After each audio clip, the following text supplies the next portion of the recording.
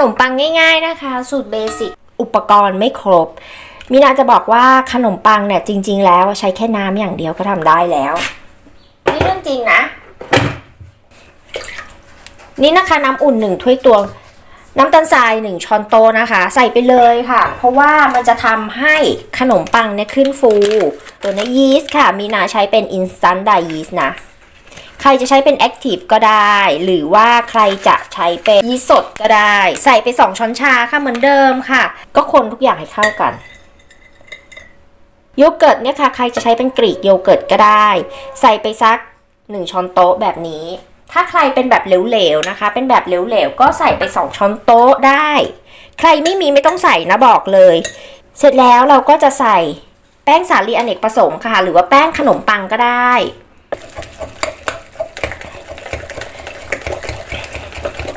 ก็คนๆแบบนี้ค่ะจะใส่ไปให้หมดเลยใครมีเครื่องนวดนะคะใช้เครื่องนวดได้เลยคนแบบนี้วันนี้มีนาอยากกินขนมปังเนื้อแน่นนะบอกเลยขนมปังเนี่ยข้างในคือเขาไม่ใช่ขนมปังนิ่มแต่เป็นขนมปังข้างในที่เนื้อแน่นเนี่ยระหว่างนวดนะคะถ้ามันติดมือมากนะคะเอาแป้งเนี่ยโรยไปนิดนึงได้เสร็จแล้วนะคะมีนานวดเสร็จแล้วเอาแค่นี้ค่ะเอาแค่แป้งพอเข้ากันพอแบบนี้แต่ว่าแป้งมันจะติดนะมันจะติดมือเดี๋ยวเราจะพักแป้งให้ขึ้นเป็น2 เท่าแป้งมันจะเหลวค่ะคือมันจะติดมือเลยแหละหาบโรยแป้งนวลลงไปนะคะคือโรยแป้งสาลีอเนกประสงค์หรือว่าแป้งขนมปังลงไปก็ได้เดี๋ยวมินาจะแบ่งเป็นก้อนเล็กๆเนี่ยแป้งเขาก็จะติดเนี่ยค่ะแล้วก็โรยแป้งก่อนเนี่ยแป้งจะติดมืออย่างเงี้ยไม่เป็นไรมินาทำเป็นก้อนเล็กเลยแหละแบ่งแป้งทั้งหมดเป็นกี่ก้อนประมาณ10 ก้อนค่ะถึง8 ก้อนแล้วแต่เรานะคะแล้วก็ปั้นเป็นก้อนกลมๆแบบนี้ยิ่งแป้งติดมือมากนะคะเราจะได้ขนมปังเนื้อเบาถ้าแป้งไม่ค่อยติดมือเราจะได้ขนมปังเนื้อแน่นเท่านั้นเองนี่คือความต่างนะมินาจะหยิบก้อนแรกนะคะมาทำเลยอ่ะเอาแป้งออกนิดนึง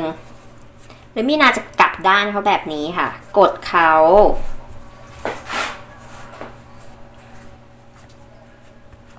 เอานิ้วกดเขาธรรมดาค่ะเหมือนที่มินาขึ้นรูปทั่วๆไปอะค่ะกดเขาแล้วก็เราจะกดตรงกลางนะคะคือจะดันข้างๆเนี่ยแล้วก็ดันมาตรงกลางเท่านี้เองสัก2-3 ทบเสร็จแล้วเราก็เก็บตะเข็บหัวท้ายเนี่ยค่ะคลึงให้เขาเป็นรูปตามที่เราต้องการมันจะเป็นขนมปังที่เขาเสิร์ฟตามภัตตาคารนะคะหรือว่าเสิร์ฟตามร้านอาหารใส่ตะกร้าเล็กๆมาให้เราอ่ะมันเป็นขนมปังจูเนียร์ขนมปังอันเล็กๆอ่ะ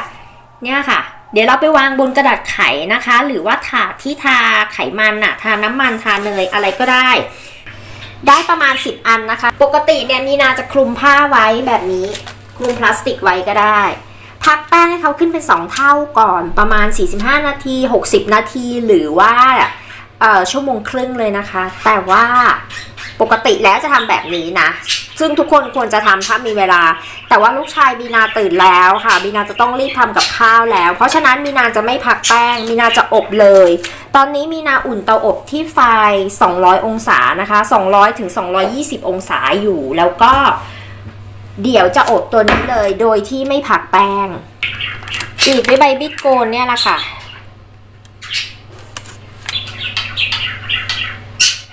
เราจะอบที่ไฟ220 องศานะคะก่อนอื่นนะคะเราจะฉีดน้ำค่ะเอาฟอกกี้เนี่ยแหละค่ะฟอกกี้ฉีดน้ำนะคะฉีดน้ำลงไปบนขนมปังของเราค่ะมีน้ำอุ่นเตาอบแล้วที่ไฟ220 องศานะคะไฟบนล่างเปิดพัดลมด้วยเสร็จแล้วมีนาก็ต้มน้ำร้อนค่ะต้มน้ำร้อนนะคะน้ำเดือดเลยแหละใส่ในถาดแบบนี้เนี่ยมีนาอบไปประมาณ10 ถึง 11 นาทีจะเอาถาดน้ำเนี่ยนะคะออกเพื่อที่ไม่เอาแล้วความชื้นจะเอาความกรอบแล้วค่ะเอาถาดน้ำเนี่ยค่ะออกเลยแล้วก็จะกลับถาดทำไมมีนาต้องกลับถาดเพราะว่าคือมันไม่สม่ำเสมอไงเนี่ยมีนาจะกลับถาดนะมีนาจะอบต่อจนเขาเหลืองเสมอกันอยากจะให้ดูเนื้อในอย่างเงี้ยค่ะ เนี่ยเป็นขนมปังค่ะก้อนเล็กๆนะคะกินแค่2-3 คำก็หมดอะไรอย่างเงี้ยเราจะได้ไม่ต้องทำขนมปังชิ้นใหญ่ไงจะได้ไม่ต้องทิ้งเสียจะบอกว่านะคะการอบเนี่ยมันอยู่ที่เทคนิคของแต่ละคนการที่ให้หน้าขนมปังเหลืองใครอยากจะเหลืองมากกว่านี้ก็ได้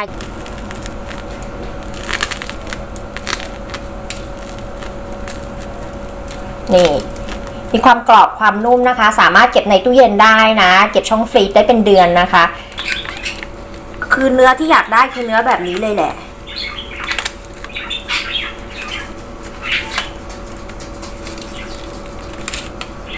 มีนาลืมใส่เกลือใช่ไหมใช่พอชิมแล้วเพิ่งรู้ว่าลืมใส่เกลือค่ะอย่าลืมใส่เกลือลงไปนะคะประมาณ